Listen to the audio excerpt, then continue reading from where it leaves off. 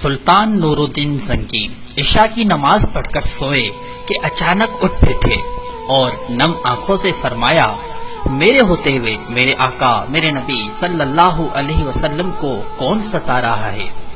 آپ اس خواب کے بارے میں سوچ رہے تھے جو مسلسل 3 دن سے انہیں آ رہا تھا، اور آج پھر چند لمحوں پہلے انہیں یہی خواب آیا جس میں سرکار دو عالم صلی اللہ علیہ وسلم نے 2 افراد کی طرف اشارہ کر کے فرمایا کہ یہ مجھے ستا رہے ہیں۔ اب سلطان کو قرار کہاں تھا؟ انہوں نے چند ساتھی اور سپاہی لے کر دمشق سے مدینہ جانے کا ارادہ فرمایا۔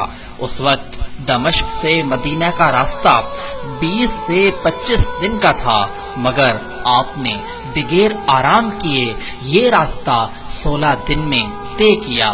مدینہ پہنچ کر آپ نے مدینہ آنے اور جانے کے تمام راستے بند کروائے اور تمام خاص و عام کو اپنے ساتھ کھانے پر بلایا۔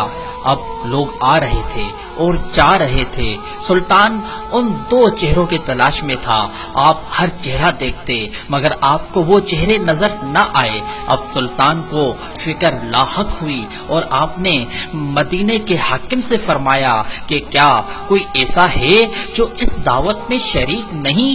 جواب ملا کہ مدینے میں رہنے والوں میں سے تو کوئی نہیں مگر 2 مغربی زائر ہیں جو روضہ رسول کے قریب ایک مکان میں رہتے ہیں، تمام دن عبادت کرتے ہیں اور شام کو جنت البقیع میں لوگوں کو پانی پلاتے ہیں، جو عرصہ دراز سے مدینہ میں مقیم ہیں۔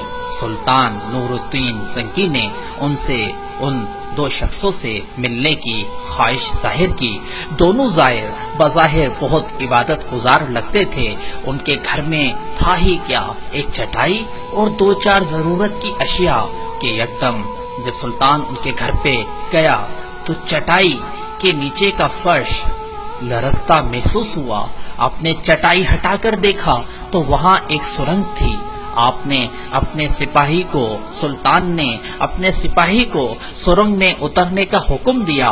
وہ سرنگ میں داخل ہوا اور واپس آ کر بتایا کہ یہ سرنگ نبی پاک صلی اللہ تعالی علیہ وسلم کی قبر مبارک کی طرف جاتی ہے۔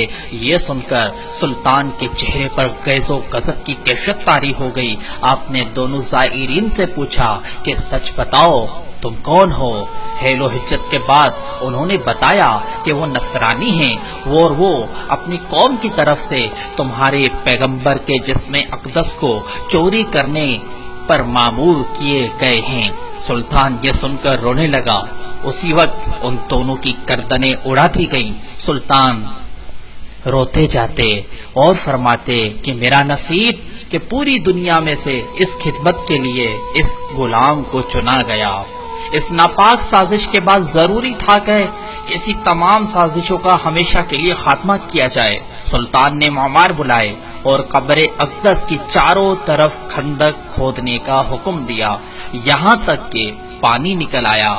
سلطان کے حکم سے اس خندق میں پگھلا ہوا سیسا بھر دیا گیا، جو آج تک روضہ رسول صلی اللہ تعالی علیہ وسلم کے چاروں طرف یہ سیسا موجود ہے۔